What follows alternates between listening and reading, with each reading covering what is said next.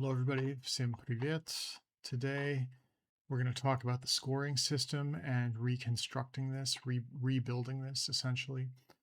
Um, you can see, so this is my actual build of the game.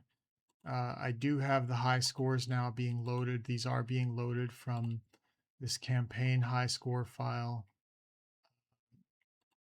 and the standard high score file, which has some numbers probably in hex that are representing those. Um, and that you see the names of the heroes and different things. Just this is probably just written in binary.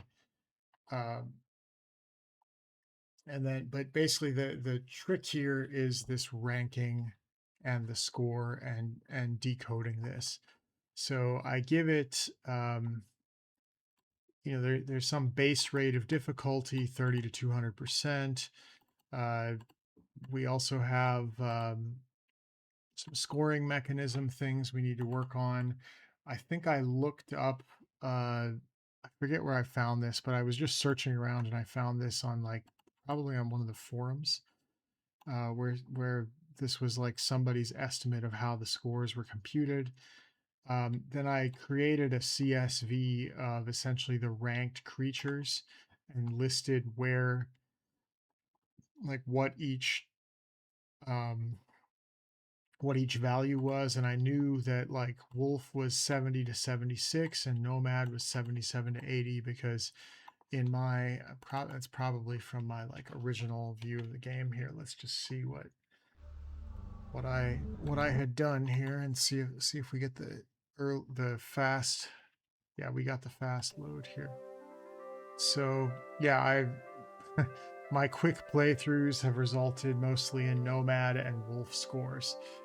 So haven't completed a campaign game yet, but that's how I knew what these ranges were.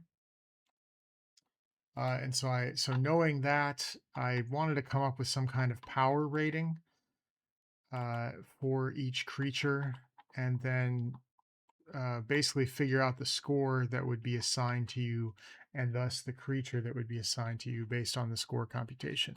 Now, I don't know if my score is exactly right based on all of these values here, but I want to come up with a function to assign the correct creature, and then I also want to display this when you finish the scenario, like my previous version of this game. When you finish the scenario, it just exits the game. It says congratulations, you won, and then just exits the game. So now I want to actually have the high score written to the file and have the score assigned. And so I need the function that's to know what your score is, and also the function to give you this creature rank, and then write it to the high score file. So decodes the two high score files. They're both exactly 870 bytes. This is a fixed size record array. Okay, great. Basically, there's some padding, but there's basically 86 bytes per row, and there's 10 records. Sorry, 87 bytes per record and 10 records. So yeah, because that's zero-based indexing, so 0 to 86. So it's just 10 records of 87 bytes. The score field is a 16-bit little-endian integer at offset 32. For standard, it's all 1 byte, but campaign could be much larger. Because like 4400 wouldn't fit in 1 byte, 700 wouldn't fit in 1 byte. I suppose it's actually possible that if you got a dragon score in the original game, it would also not fit in 1 byte. Because one byte would be, I think, 256, right? So that's if you had a score higher than 256, it would need additional values in the binary. But let's see here. So comes up with something, some kind of formula, asked me a few questions.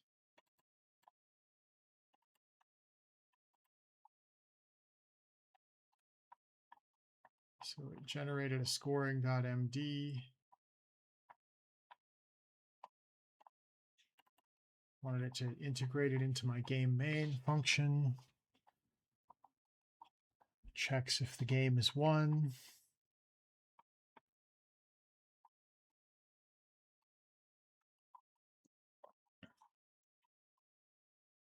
There's a lot of continue, a lot of waiting, updating the new game screen. So this was like the first pass here was that it made dark text. So that's not ideal. So I gave it the spec.xml here for the HISCORE file. So you could see what, I think this was for that, right? What was the spec for? Yeah, HISCORE.icn. So this was something like the layout here. The HISCORE bin is this is the window layout, and then I had the dialog for these bin file layouts. So it came up with something for laying out these values. Let's see. We changed our text color to white. We added in these buttons where the buttons go for campaign, switching between campaign and standard and exiting that. Let's see here. It's pretty close, but the last column should have rank and then the name of the creature and the icon of the named creature from Monster 32. So I just basically want to add in some more columns here. And I do that. And then are you interpolating the scores versus the examples given? And so it says it's not interpolating anything. So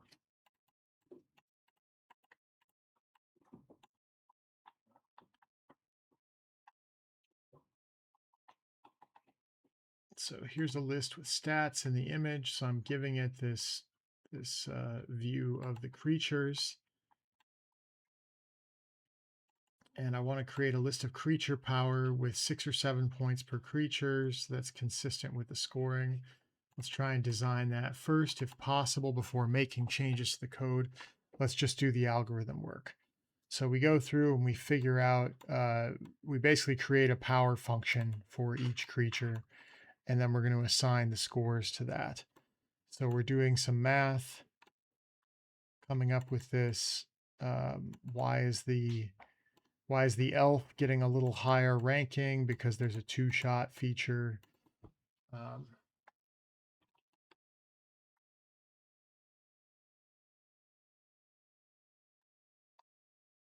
So it comes up with some function where, we're curve fitting here based on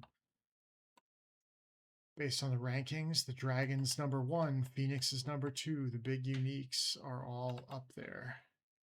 Down through the mid tiers to Goblin and Peasant at the bottom. All 8 anchors sit in correct relative order.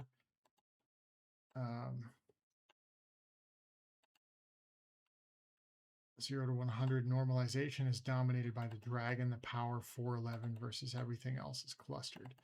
So ratings get crushed. Most creatures land at 5 to 15, and the gaps you use for score bands are tiny. So if we do a square root compression, it gives us a more usable spread. So we're doing something that's a little more like an exponential decline rather than linear, because the dragon is just so much more powerful that it crushes the scores for everything else.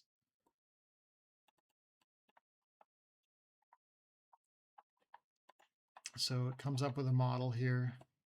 See it here, what we're doing. Double melee is +1 for like the wolf and the paladin. And we have this power ranking design, which is these are the known examples here. We come up with a function, and then I think we have the listing here of the actual functions. Where's our cavalry? Our cavalry 61.5.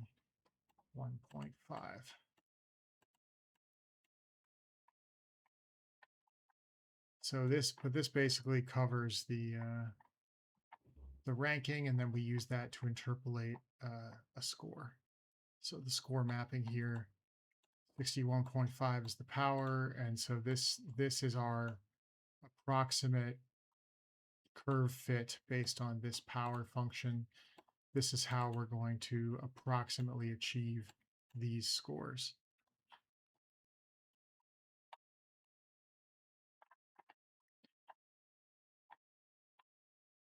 So we gave it these anchor scores. We're coming up with some computation there. The cavalry is about a 136 or so. Elf is about a 78. The wolf is 66. So these actually aren't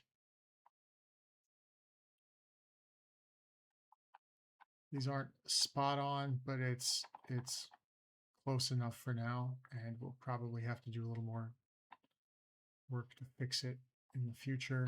I do remember, like, I feel like I've gotten a score of about 200 and some, and it was a dragon. So I just need more data points, and then I can rework this function. But that's, I thought it was kind of interesting to come up with something here like that. And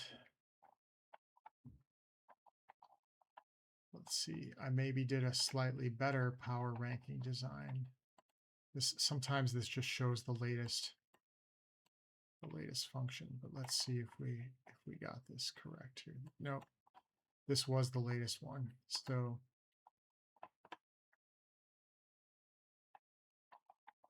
let's see, creature score table. So those are the locked anchors that should never change. So maybe these are the, yeah, I think this is the final score table that I came up with, which looks correct.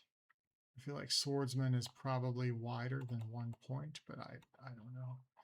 Again, I think we just need some more data.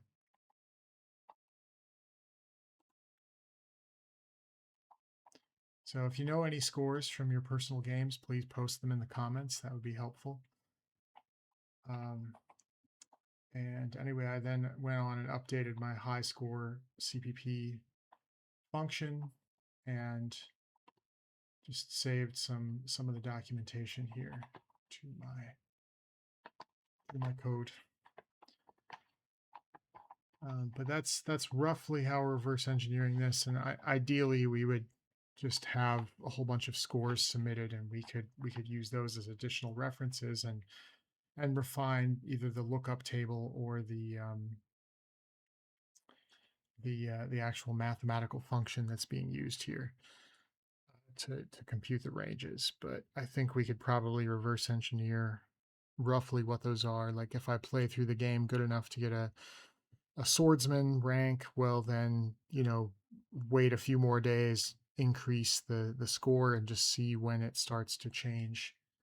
I guess it would decrease the score if I waited a few more days, but just see what the bottom range edge is. Like wait one more day, then beat the game, wait yet another day, then beat the game, etc. And just slowly work my way through the scores and see what they are. But we have a rough function right now and some math that's an approximate placeholder, and we can use that for the time being until we get more data. So I've got an addition to make now on the calculation of the final scores. So this Russian guy, Alex SP1, this is HOMM handbook, no, handbook HMM.ru. is the website. That's the new, there's actually a lot of valuable information on this. He extracted from the Heroes of Might and Magic, the official strategy guide. I think that's probably a Prima publication. He extracted the scoring algorithm from this. So this is basically how it's scored. I'm using the browser to translate this from Russian. So, that's why they call it Heroes of Sword and Magic, because that's the translation from Russian. But anyway, the number of days spent completing the I guess cart in Russian probably translates to with card and map. So it's translating to card here in English. And there's basically like this multiplier at the end, but the most important factor is how many days you spent completing the card or the map here, and then how many points you receive for completing the map. So 200 minus n, where n is the number of days spent completing the map, and then it multiplies basically by the score, like the rating of the map. So if you with n from 1 to 60. So basically, if you beat the map within 60 days, within 2 months, you get this value.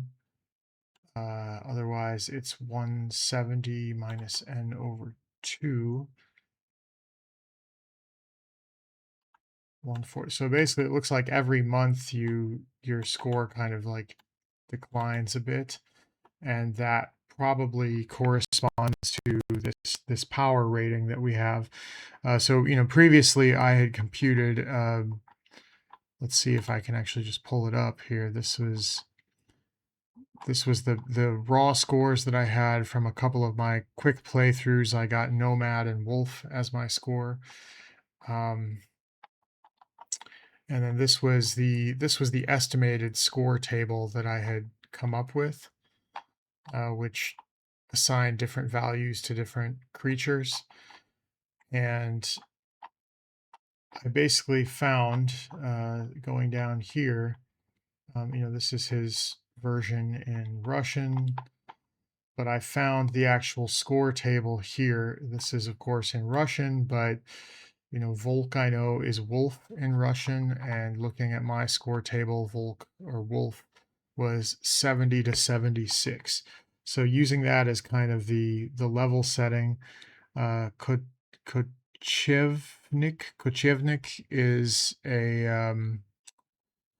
the Nomad. So I had 77 to 80, but it looks like it's 77 to 83. And then the elf I had at 90, and the elf is 84 to 90. So basically every 6 points, you're adding the creature.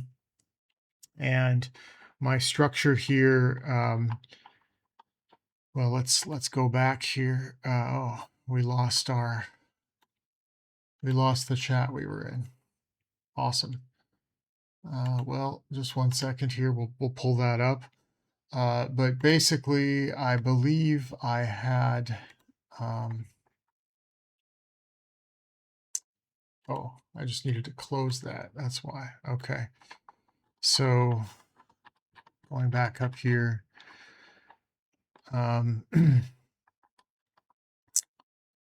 So in my creature score table here, some of the creatures are a little bit out of order. So let's see, unicorn, troll, that's right, Hydra, paladin, genie, cyclops, phoenix. Okay, so these are all so good. So going back to this, and then Prizrak is ghost. So ghost down here is actually higher than cavalry, which is Vasadnik. And then Minotaur, I guess Druid is above Ogre. So these were switched. So there's a couple of different power ratings that are a little bit off. Like my mathematical formula computation was like, okay, but this, this kind of shows where where it started to change. So let's see, it went yeah, so I had swordsman before griffin, but this has griffin before swordsman, for example. um let's see, wolf, nomad, Ko- kopeshik is maybe pikeman, gnome is dwarf, gorgulia is gargoyle, that's right. Luchnik is archer. I think Luke is bow in Russian. So orc. And yeah, centaur and rogue are switched as well. So it looks like Razboynik is rogue and Kentavr is centaur. And Thea is fairy, which is sprite, goblin, peasant. So yeah, there were a few. So my basic scoring system was like okay. There were some switches, and I feel like this was probably like a manual decision based on someone at New World Computing made this decision about these. Um, anyway, it also gave me the days, like the days that were associated with each one. So that's pretty cool. But anyway, let's see. We'll close out of this and let's have a look at.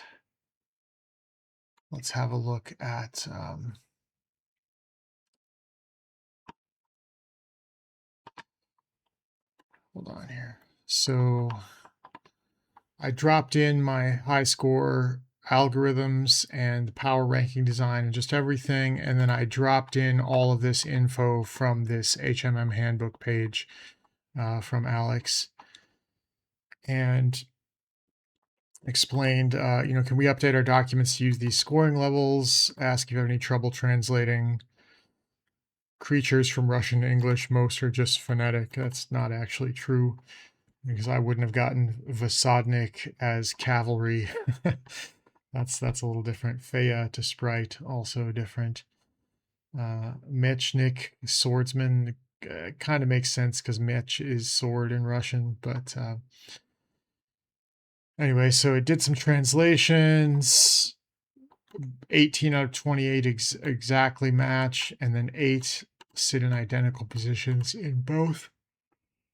So there were some pair swaps: troll, unicorn, ghost, cavalry, minotaur, ogre, cluster, swordsman, griffin, rogue, centaur. So the power model was substantively right. The official table just orders a few near ties differently. So your anchor score maps perfectly the official bands. Every single one of your original anchors falls inside the official bands. Wolf 70 to 76 matches the official band exactly. This confirms the official table is the real thing.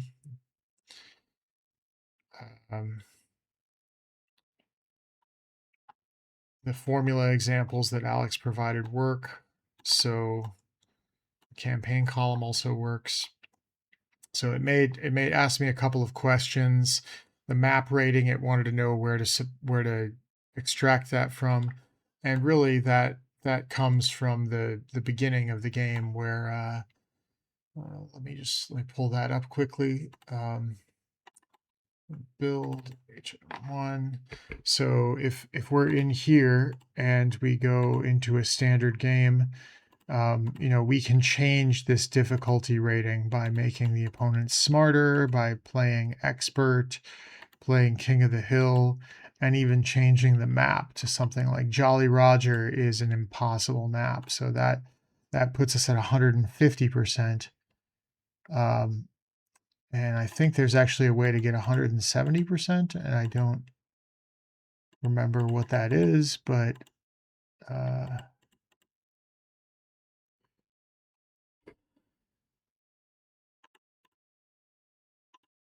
anyway, we can do something like this. We start in some map, and this is Jolly Roger, which kind of looks like a pirate map.